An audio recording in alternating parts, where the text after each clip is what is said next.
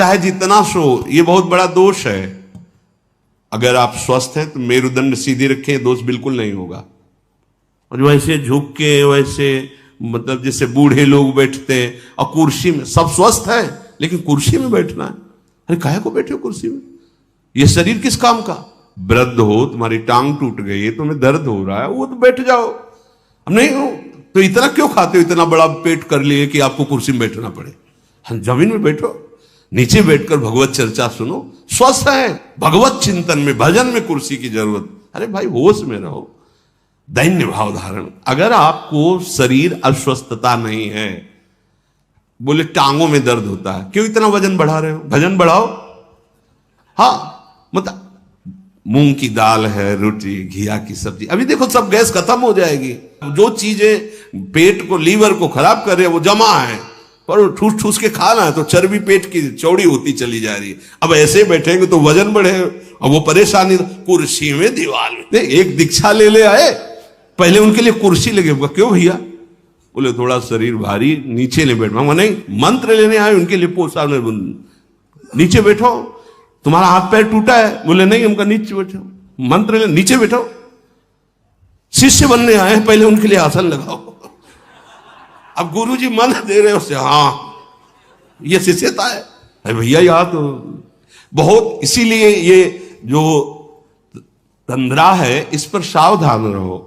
आप ये समझो कि आपको जो समय मिला बड़ा दिव्य है, और ये तंद्रा आपको परेशान कर देगी। बिल्कुल सावधान। ये जो आपकी गांठों में दर्द होता है, आप वायु रोग जो हो गया है, अपच के कारण होता है। आप ऐसे वायु बढ़ाने वाले पदार्थ पाते हैं, आपको उसका ज्ञान है नहीं, तो वायु बढ़ती चली जाती, चर्बी बढ़ती चली जाती। काहे को इतना परेशान? सीधे सरल भोजन पाओ, सात्विक भाव पाओ, अल्पाहार करो और थोड़ा चलो, व्यायाम करो, तो आप इन दोषों से बच जाएंगे। मानिए बात। अब यहां से ठसाठस भरता चला जा रहा है, समय से जो नित्य क्रिया शौच आदि वो हो नहीं रही है, क्योंकि पानी पर्याप्त नहीं जा रहा, व्यायाम नहीं हो रहा, उचित आहार नहीं जा रहा है, तो अब फिर होगा क्या? फिर यही परेशानी आएंगी। तो भगवत मार्ग क्या, लौकिक सेवाएं भी आपसे नहीं हो पाएंगी। विदुर जी महाराज कह रहे कि तंद्रा को वश में करे और डर कभी ना अपने अंदर आने दे। हर समय हमारे साथ भगवान है।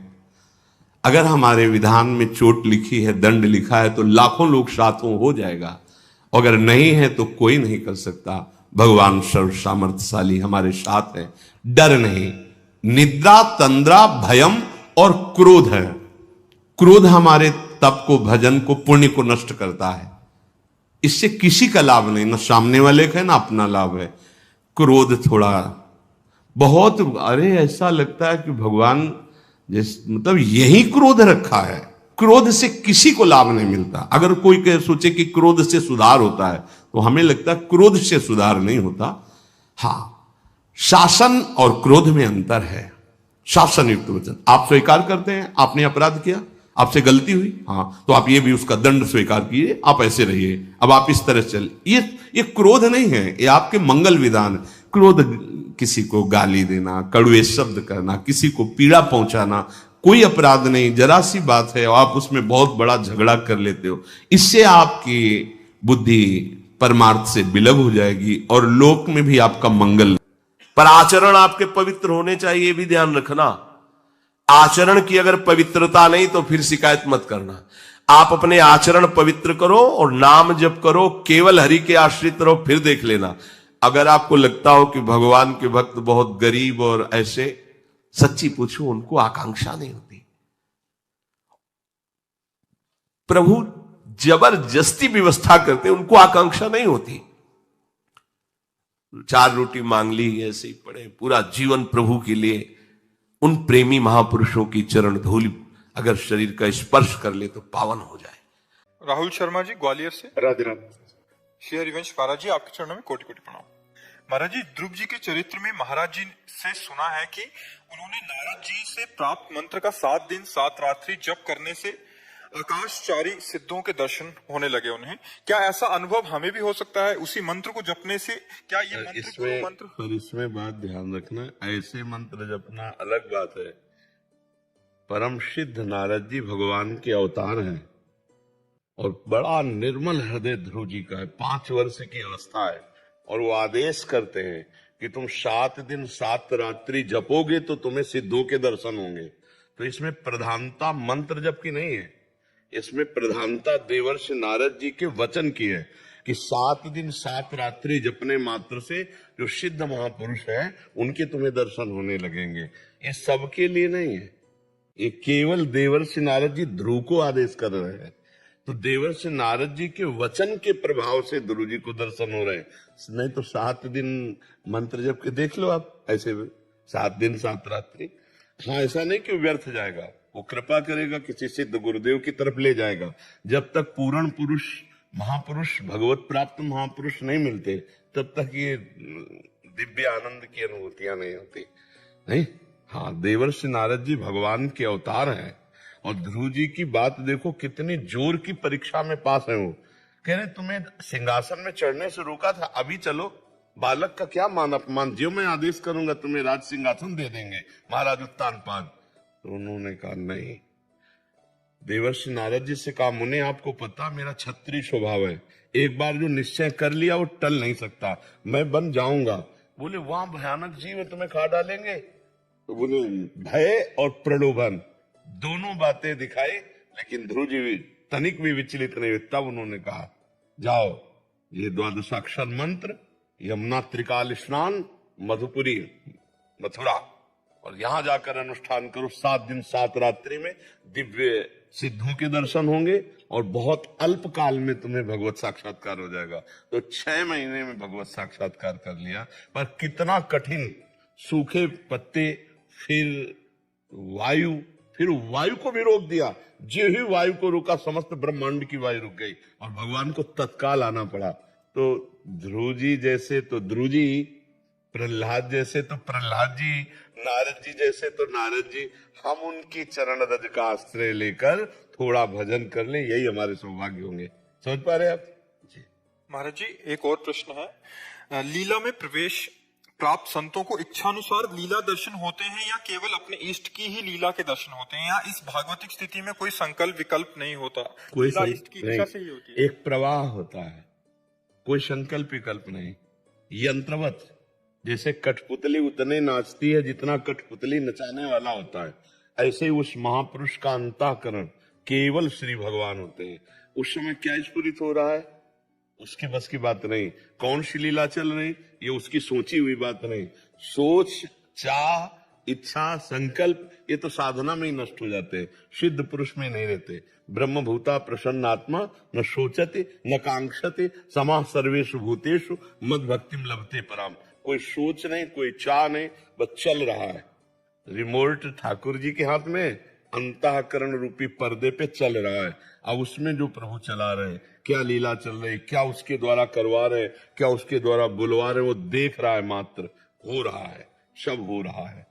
वो ऐसी स्थिति होती कि हो रहा है, वो देख रहा है, ये हम कह रहे हैं, लेकिन वो देख रहा है ऐसा उसे भान भी नहीं है। उसमें इतना डूबा हुआ है कि मैं की भी विस्मृति हो चुकी है, तभी वो लीला में प्रवेश पाता है।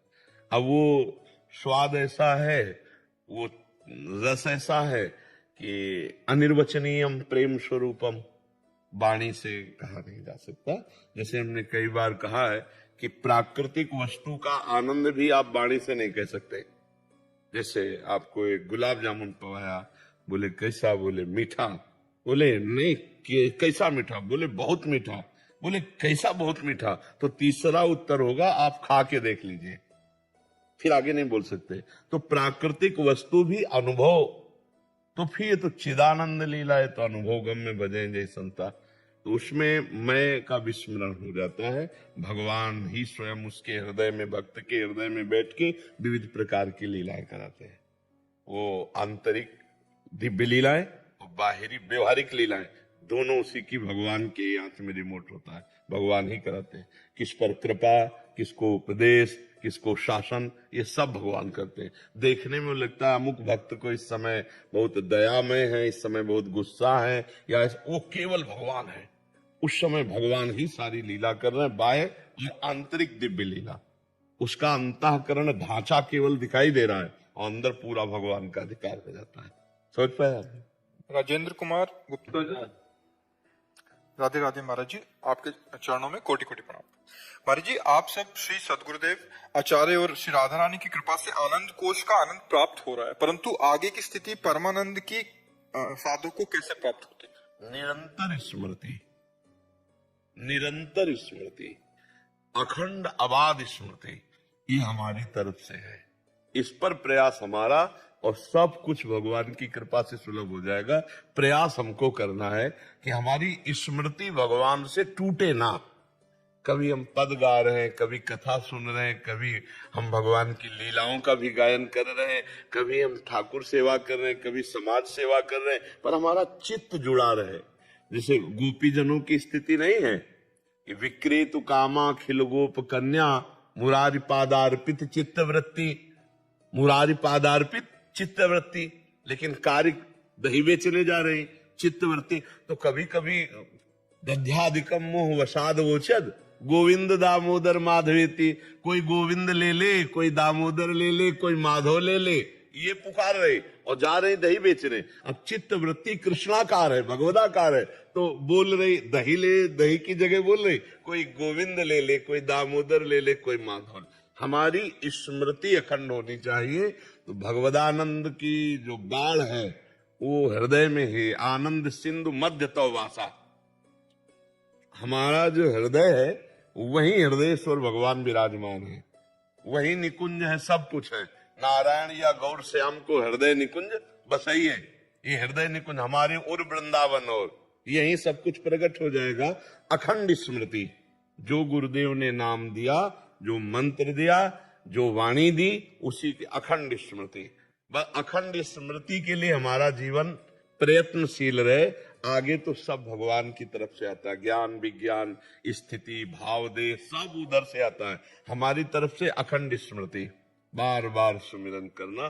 सेवक जी महाराज कह रहे हरिवंश नाम बिसरे न छिन, श्री हरिवंश सहाय भल। एक क्षण भी नाम न बिसरे तो सहायता उनकी है। फिर देखो कैसे परमानंद की बाढ़ आती है। हम हर समय स्मरण परायण रहे, वो अभ्यास में कई तरह के अभ्यास करने हैं। स्मरण में केवल नाम जप ही नहीं है, उसमें लीला गायन, सेवा, परोपकार, समाज सेवा सब उसमें जुड़ जाता है, क्योंकि हमें इन किन प्रकार भगवान से जुड़े रहना है। और इसका फल होता है भगवान की कृपा से निरंतर परमानंद की बाढ़ आना, ये फल है। पहले हम अभ्यास में रत रहे। कृष्ण यादव जी, कोटा राजस्थान। गुरुदेव श्री हरिवंश महाराज जी, आपके चरणों में कोटि कोटि प्रणाम। गुरु जी, आपने बताया कि नाम में तारण शक्ति है, नाम को चाहे कैसे भी जपो वो हमें समान फल ही प्रदान करेगा। तो गुरु जी, हम ऐसा क्यों कहते हैं कि हमें नाम को एकाग्र होकर जपना चाहिए, और जब हम नाम को एकाग्र होकर जपते हैं तो हमें ज्यादा फायदा क्यों महसूस होता है?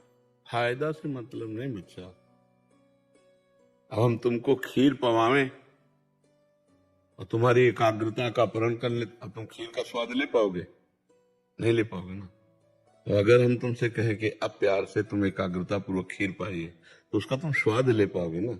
अगर हमारा मन विविध वासनाओं में भ्रमित हो रहा है तो हम नाम का स्वाद नहीं ले पाएंगे। शरीर छूटेगा, मरेंगे, फिर जो हमारी गति होगी उसका हम कोई महत्व नहीं रखते। हम रखते हैं जीते जी हमारे अंदर कोई टेंशन न रह जाए और हमें एक अद्भुत आनंद में, एक अद्भुत सुख में डूबे। इसके लिए एकाग्रता की आवश्यकता है। तो हम जो नाम जप करेंगे उसमें एकाग्र होंगे तो हमें स्वाद मिलने लगेगा। अगर हम एकाग्र न हो तो फिर स्वाद नहीं मिलेगा। कल्याण तो कर ही देगा, तो कल्याण करेगा, मरने के बाद हमें स्वाद चाहिए अभी। अगर अभी स्वाद नहीं मिला तो हमारा मन विषयों में नाम जपते हुए भी कूद जाएगा। वो हमको गलत मार्ग में ले जाने के लिए प्रेरित करेगा। मन हमसे गंदी बातें सोचवाएगा, तो हम सोचने का टाइम नहीं देंगे। हम मन को एकाग्र करके प्रभु के नाम में लगाएंगे। राधा राधा राधा। देखो, जीवन का कोई ठिकाना नहीं है, किसी भी क्षण शरीर छूट सकता है, हमारा या आपका। मतलब शरीर रोगग्रसित है तो इसलिए पक्का हो चुका है कि अब जल्दी जाने वाला है। ऐसे पता ही नहीं किसी को कब चला जाए। अगर हम नाम का स्वाद अभी न लिए तो हमें मरने के बाद जो कल्याण का है उस पर ज्यादा महत्व नहीं। हमारा महत्व है जीते जी हम निर्विकार होकर भगवान के चिंतन में मस्त है। भारी से भारी कष्ट की परिस्थिति में भी हम आनंदित हैं, मृत्यु का भय उपस्थित होने पर भी हमारे अंदर कोई भय न हो, तब तो हम भजन कर रहे हैं। अब चित्त डोलेगा संसार में और नाम जब कर रहे हैं तो हमारे को ये बल थोड़ी मिलेगा निर्भय होना, निश्चिंत होना, निशोक होना, आनंद से प्रफुल्लित हो जाना, रोमांचित हो जाना। इसके लिए कह रहे हैं। देखो बच्चा, जब क्लास में एक में विद्यार्थी की भर्ती होती है और वो पार्टी में गोली डंडा खींचता है तो टीचर कहता है शाबाश और टॉफी देता है, लेकिन वो कई दिन अगर वैसे खींचता रहे तो थप्पड़ मारा जाएगा कि इतने महीने हो गए तू इतना ही चल रहा है। तो प्रारंभ में ये शाबाशी दी जाती है, भाव कुभाव अनख आलसहु नाम जपत मंगल दिशि दसहु। ये तो है शाबाशी।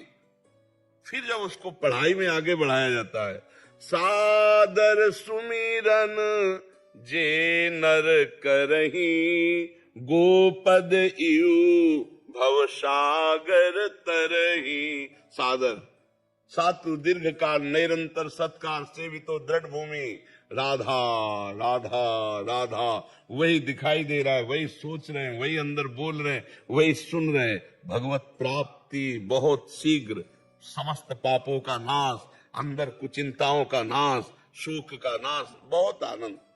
नाम जब परम आनंद प्रदान करता है, शुरू तो करे और कहीं एकाग्रता पूर्वक करे तो बहुत जल्दी लाभ मिल जाए। इसलिए कहा जाता है मन लगा कर जप करो। समझ पा रहे हो आप? महाराज जी, ऐसे और कार्य करते हुए भी हमारा मन नाम में एकाग्र हो, इसके लिए हमें कैसे अभ्यास करना चाहिए? पहले तो हमें जबान पर ध्यान देना है। 3 प्रकार से नाम जप होता है, वाचिक, उपांश और मानसिक। हम वाचिक राधा राधा राधा राधा राधा राधा राधा राधा राधा राधा राधा धीरे राधा, जबान चल रही और आवाज बाहर निकल रही। फिर इसको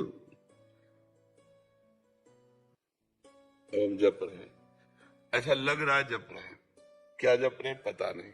अब इसमें बहुत बढ़िया है, कोई जान भी नहीं सकता और हम कार्य भी कर रहे हैं, सोनी लगा रहे हैं या जो भी कार्य कर रहे हैं, जो भी कार्य कर रहे हैं अंदर ही अंदर जबान से नाम जप कर रहे हैं, उपांशु से, और कार्य कर रहे हैं। इससे अभ्यास बन जाएगा और जब अभ्यास बन जाता है तो अब देखो चल रहा है, कोई परिचय नहीं कि हम नाम जप कर रहे हैं और अंदर वो चल रहा है। हमारे नेत्रों के सामने ध्यान में वही नाम है और अंदर नाम। अब हम सब कार्य कर सकते हैं, आपसे बात भी कर रहे हैं, हम आपके माइंड दिमाग में राधा नाम लिखे, मस्तक में राधा नाम, हमारे दिमाग में लिखा, हमारे मस्तक पे लिखे राधा। अब बात कर रहे हैं आपसे, हमारी दृष्टि में राधा। 1 मिनट के लिए, 1 सेकेंड के लिए भी नाम नहीं छूट रहा है। अभ्यास अभ्यास अभ्यास योग युक्ते न चेतसा नान्यगामिना। जब हम ऐसा अभ्यास कर लेते हैं कि हमारा चित्त भगवान के नाम के सिवा कहीं जाए ना, तो हर कार्य करते हैं। जब युद्ध करते हुए नाम जब हो सकता है तो हर कार्य करते हैं। उपांश में ज्यादा ध्यान दीजिए, जबान हिले और ओठ बंद रहे, तो इससे बहुत लाभ प्राप्त होता है। समझ रहे हैं? शशिकला श्रावू जी, राधावल्लभ श्री हरिवंश परम पूज्य महाराज जी, आपके चरणों में कोटि कोटि वंदन। महाराज जी, आपके श्रीमुख से सुना है कि एक बालक यदि सच्ची भक्ति करता है तो 21 पीढ़ियां तर जाती हैं। तो महाराज जी, यदि माता पिता भक्ति करें तो बच्चों को भगवत प्राप्ति हो जाएगी? बच्चे नाम जप नहीं करते या फिर बहुत कम जप करते हैं तो भगवत प्राप्ति हो जाए तो देखो, 2-4 माला जपना या 2-4 बार तीर्थ याटन करना, ये सब दान पुण्य हो, सब इनका कोई ज्यादा महत्व नहीं है हमारी दृष्टि में। जो 21 पीढ़ियों वाली बात है वो भगवत साक्षात्कार करने पर है। आवागमन से मुक्त जो महापुरुष है वो बिल्कुल सत्य है। जो 21 पीढ़ियों का वर्णन बिल्कुल सत्य है। भगवान की प्राप्ति उस वंश में किसी को भी हो जाए तो 21 पीढ़ियां तर जाएंगी, चाहे वो बालक को हो जाए या पिता को हो जाए, किसी को भी हो जाए, पर भगवत प्राप्ति हो जाए। ये 2-4 माला या तीर्थ याटन या महाराज नृग का नाम सुना है? क्या सुना है? तो दान कर बहुत करते थे, खूब स्वर्ण से सजा के, और ब्राह्मणों को पूरा मकान और ब्याह और सब व्यवस्था करते।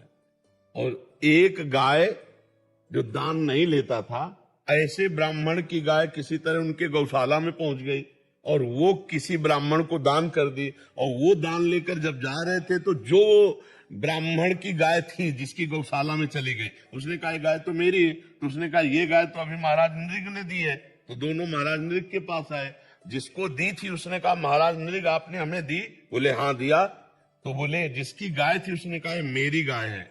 तो उनका मुझे इसका पता नहीं, क्योंकि बड़ी गौशाला है, आपकी छूट के गाय आ गई होगी, तो हमने जिसको दान की है इसको ले जाने दो, 1000 गौएं ले लो। उन्होंने कहा हमने कभी दान लिया नहीं, हम तो अपनी गाय लेंगे। और वो ब्राह्मण हठी जिसने दान लिया था, उन्होंने कहा हम लेंगे तो यही गाय लेंगे, नहीं तो हम नहीं लो। उनका 1000 गाय तुम ले लो, छोड़ दो ये गाय। नहीं छोड़ा। बस इतने अपराध का फल हुआ कि वो गिरगिट बने जाके, द्वारिका के कुएं में गिरगिट बने जाके। हमें लगता है कि दान पुण्य जितने सब है, भगवान को समर्पित करके भजन न किया जाए अगर, तो इनमें इतनी सामर्थ्य नहीं है कि हमारा काम बन जाए। ये तो कहो बहुत से ऐसे सत्कर्म हुए थे कि द्वारिका के कुएं में बने, तो भगवान श्री कृष्ण ने उनका उद्धार किया। तो हमें लगता है कि भगवान का नाम जब करते हुए जब हमारे को भगवत प्राप्ति हो जाए पक्का, फिर तो